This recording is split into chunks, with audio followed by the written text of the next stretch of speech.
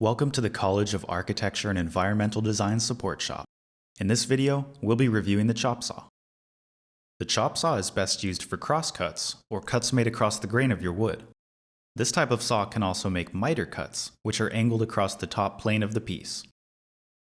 Remember, working in the shop is an inherently dangerous activity and requires your full attention at all times. Don't come into the shop to work unless you feel focused, well-rested, and are not under the influence of any substances. Be sure to wear closed-toed shoes, long pants, and properly fitting clothing. In addition, remember to tie back long hair, change your tuck loose clothing, and remove hanging jewelry.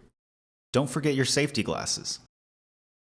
When you first approach the chop saw, make sure that your workspace is prepared.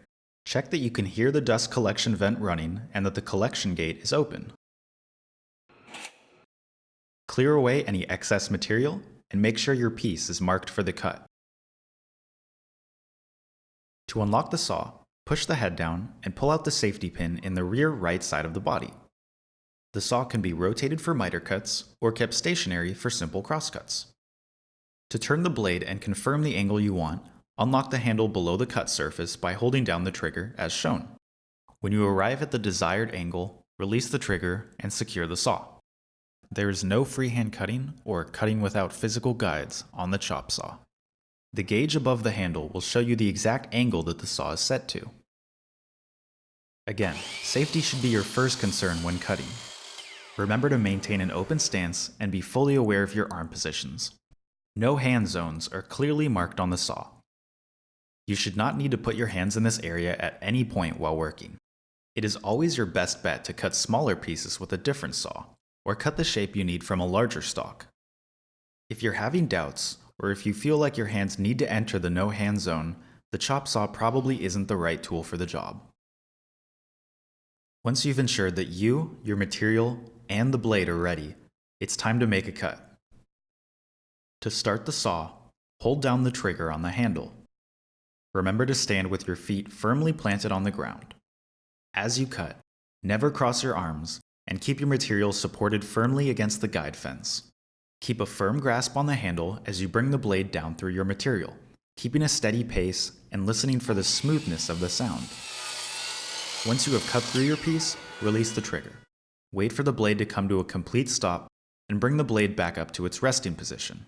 At this point, it's safe to remove your material and get ready for the next cut. Miter cuts are fundamentally the same.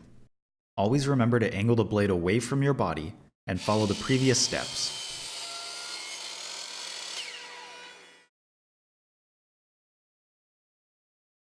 The saw can also be operated left-handed, as long as the same procedure is followed.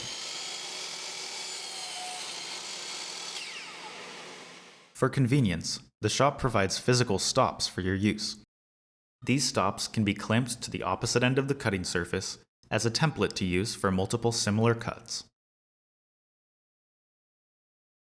For more options, the shop also keeps a sliding compound saw. This saw is slightly more complicated and has a larger blade which is capable of sliding to cut a wider piece. The blade is unlocked on the left side and functions similarly to a regular chop saw. Using the locking mechanism on the rear, the saw can also be set to move back and forth. Like before, the saw can be angled, and the handle features an extra locking button which must be disengaged to move it.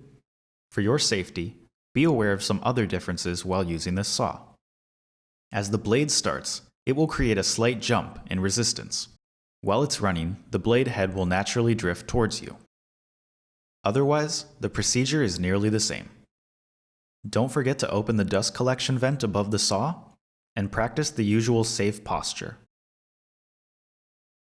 Remember to bring the saw all the way down through the piece, and for larger pieces, pull the blade out towards you after bringing it all the way down. You should now know everything you need to comfortably make cuts at the chop saws. Clean up your area when you're done, removing your material, scraps, and dust. Cleaning supplies like brooms and dustpans are available next to the barn doors, and a vacuum pipe is located on the side of the table. The expectation is always that you will leave the shop as clean as or cleaner than when you found it. Finally, if you get to the shop and still have questions, don't be afraid to ask for help. Shop technicians are not there to intimidate you, but to help you work safely and successfully.